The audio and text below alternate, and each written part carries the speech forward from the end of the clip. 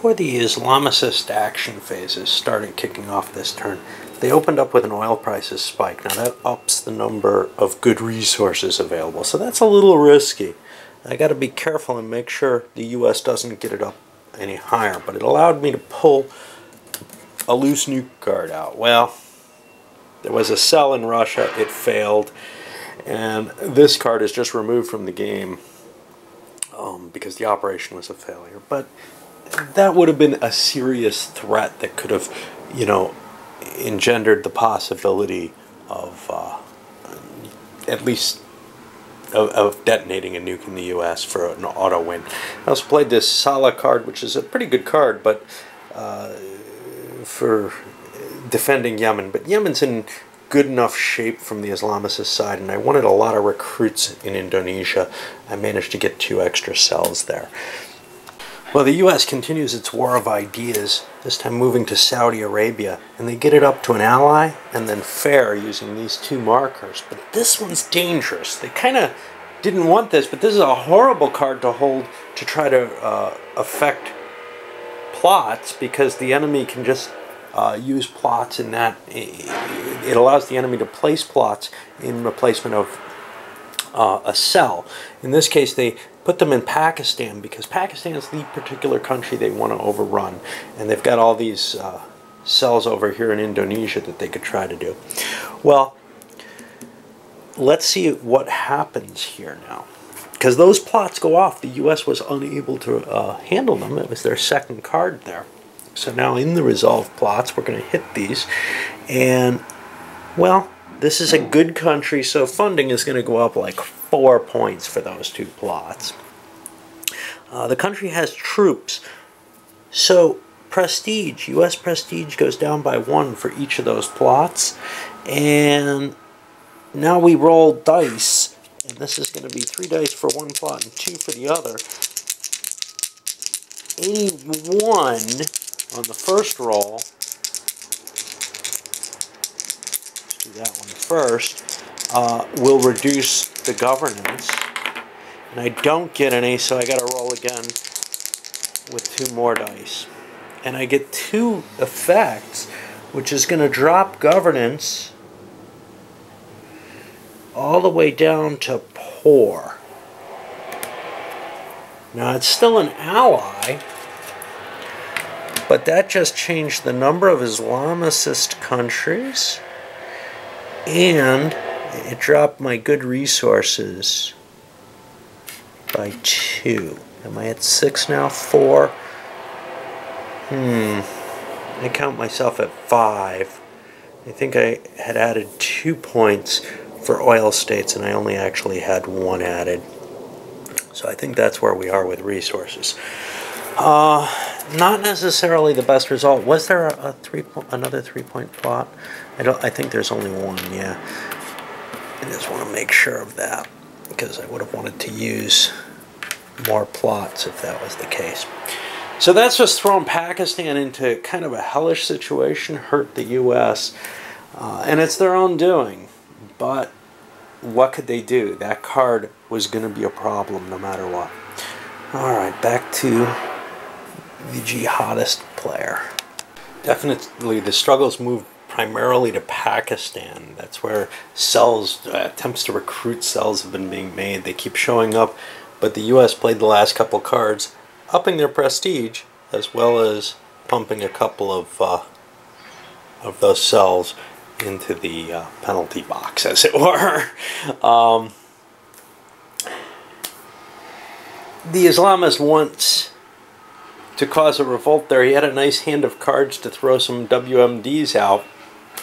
It doesn't look like that's going to happen. His funding's good, so for the most part, using plots isn't terribly effective to him. The only thing would be if he could get the big victory over here. The U.S. is holding some cards they really don't want to reveal at this point, triggering some changes that are risky from their point of view. In particular, let's see, they got the Gaza War here, which is going to lose them a card, which is why they played a 3-point card here. They're holding their cards, 2 of them, with the hope that they're not going to face a WMD plot or a nasty looking plot. Plots don't look that risky right now, so maybe it's not that big a deal. But usually I like to hold a 3-point card no matter what, just in case something unacceptable is happening. The jihadist still has a pile of cards, 3 of them. So he can play 2 cards and then still hold a plot, which the U.S. won't be able to respond to unless they spend their first card on reserves. We'll see. The Islamicists tried, well, mainly they ditched this card so that they don't lose a besieged regime. But tried to set off a plot in Somalia. It didn't work. For the U.S., they played their final card. No reason to hold it because they don't have a 3-point card. And this card's kind of useful at the end of the turn. Now, it has a penalty to their prestige, but they did it for a war of ideas on Saudi Arabia. Their last couple cards have been for that. Trying to get it to good. If they got it to good, it wouldn't mean a win. It's +4 to their current good resources, which would have put it up to 9. That's getting close, but it's not good enough. And now with the oil spike, their resources are going to go down by a point. So that, you know, special condition kind of fades away. Quickly taking a look at this, funding goes down, prestige goes down. It's not going to go up this time because one of the events they played made the Caucasus hard. So now the U.S. is no longer quite so heavily in alignment with the rest of the world. Reserves are at 0. And we'll deal out a new hand and start a new turn. Pretty soon we got to reshuffle. Maybe this time. And that's just normal. You just reshuffle the deck and continue dealing. Well, as we enter the second deck, the jihadists picked up the HEU, and I don't know what that is. Card. I could look that up in the playbook. But they own Central Asia. That means these automatically succeed. They got themselves some nasty weapon of mass destruction type stuff. And they have added that to their plots. It's over here. They all look the same. They also did travel operation in the United States to try to prevent an attempt to squelch their cells there. That's going to cause problems for the U.S. And now the U.S. really has to work to get rid of those cells or hold on to cards to block WMD plots, etc. At this point, the jihadist player can kind of play a bluffing game here. Obviously, he can just slap down plots, whether or not they're the WMD one, try to drain the U.S. hand, but the chance of getting those plots is kind of low, and there's good cards that can auto-trigger them. So he's got a number of factors he can do here. The U.S. really wants to hunt those down, but that takes a lot of cards. He'd have to play essentially four cards to get rid of those 2 plots because the U.S. is not hard right now. And that's troubling. The Anbar Awakening card didn't do anything. So now we're on the U.S.'s turn. And, you know, it's just it's a troublesome situation because there are cards that can throw a couple of plots down right away. We saw last, on the last turn, the jihadist was kind of hoping to be able to slap a lot of plots down by getting Pakistan to go over. But this may be the trigger that gets Pakistan and gives them a bigger pool of WMDs to play with. So the U.S. takes the bait and reduces the amount of rolls they're going to get. He played a couple of quick 1-point cards he had in his hand in the U.S. to catch one of those cells. But this is not like a disruption with troops. It doesn't help the U.S. prestige factor. So the U.S. has gotten an interesting opportunity here. For the Islamicists, they played the Tony... By the way, HEU is highly enriched uranium.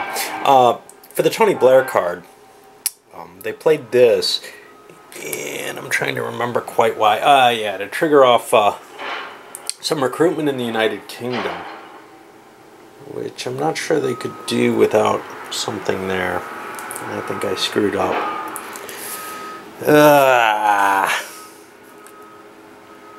Yeah, there's no seller cadre there, so they kind of cheated with that.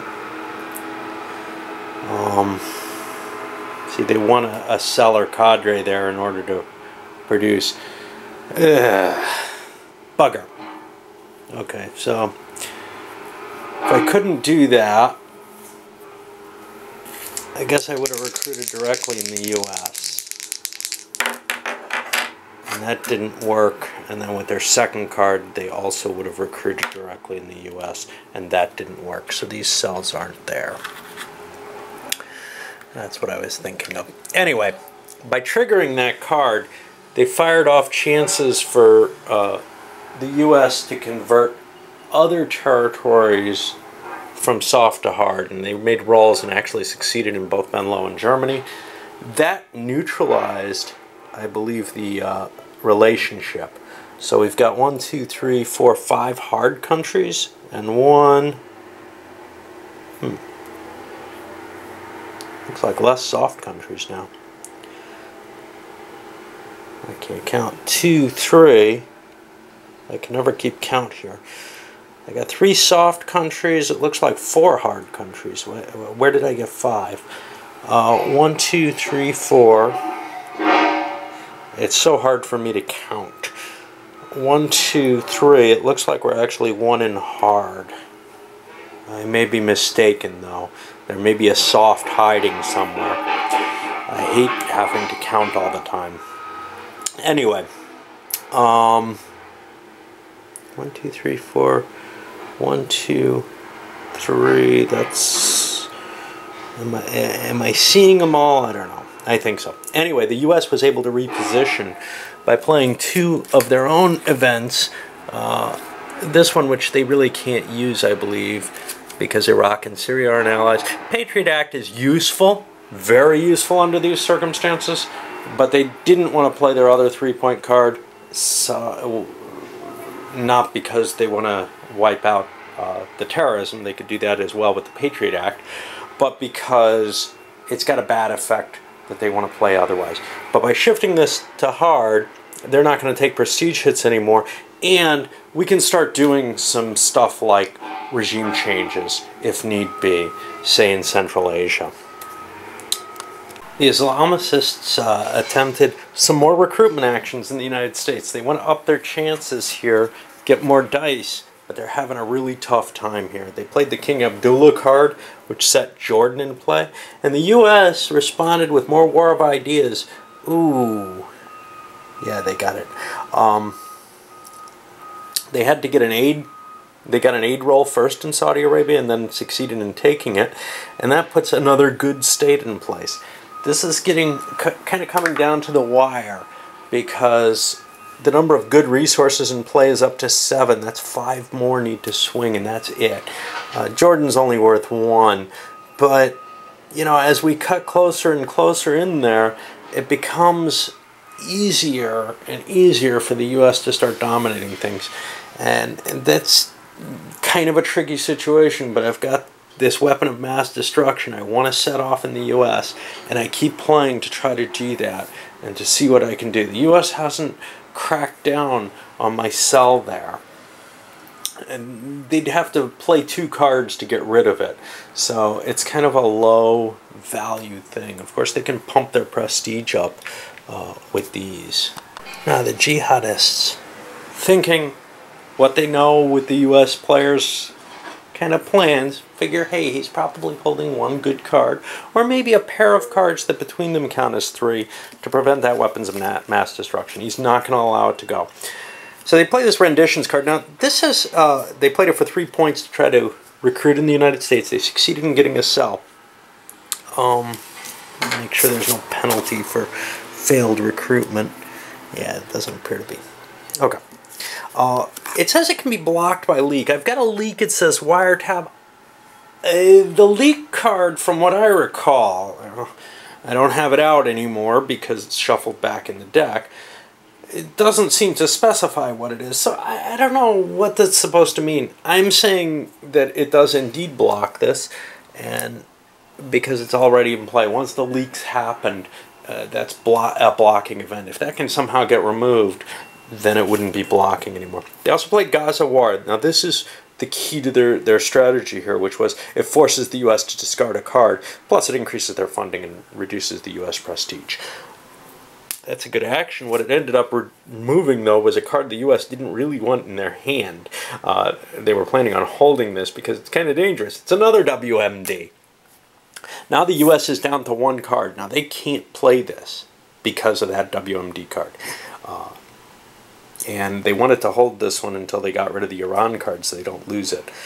There's a possibility this has an effect on the prestige where it could harm or help the U.S. But right now that's what they want to do. And they're going to just hold.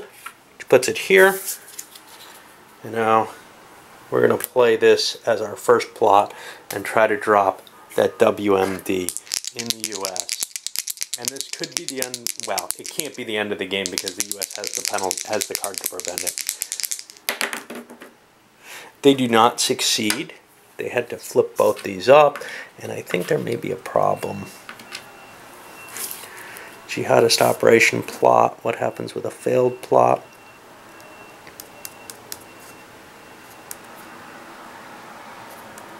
Yeah, it doesn't. They're just activated no matter what. Okay, but they managed to get rid of a card. So now the U.S. has this choice. Do we want to get rid of this 3-point card? Or do we want to hold it? If we don't get rid of it, if we get rid of it, we can get rid of these two cells, which have been a problem for us. And I think we do want to play it for that very reason. Because if we don't, we're just asking for more of this playing against the WMD plot that exists. The Islamicists, since they didn't draw a 3 card, and maybe even if they had, probably wouldn't play a plot, the WMD plot. They'd probably be trying to coax the U.S. into trying to destroy the plot. Anyway, I think the U.S. is going to play this, get rid of these two. And what did we just do? We did a disruption, non-Muslim. Okay, the posture is hard, so they got both. They don't get a prestige from it. Active cells go, yeah, all right. But we do get a cadre here, which will allow continued recruitment attempts in the U.S. Now, it's pretty hard to get recruitment attempts, but as long as the WMD's out there, that may be the game right here. But here's the problem. U.S. posture is hard. Well, it stays that way. But now I got to roll for prestige. And that's over here. The prestige is going to drop. I roll a quick 2 dice. And it goes down 2. So we're getting kind of troubled there. And, you know, it's kind of this balance. What's going on? If I get enough more poor countries into play, that's getting low enough that it's an issue, I think. Anyway, let's clear up the end of turn stuff. And that's going to be -1 to funding. That's just automatic. -1 to prestige if there's an Islamicist. There is. We're not going to get the bonus because the world's not as hard as we'd like. Lapsing events. There's these guys. Reserves to 0. New hands and the regime change. But at least the U.S. has the option to do regime changes now. And we'll be dealing out a new hand and starting another turn.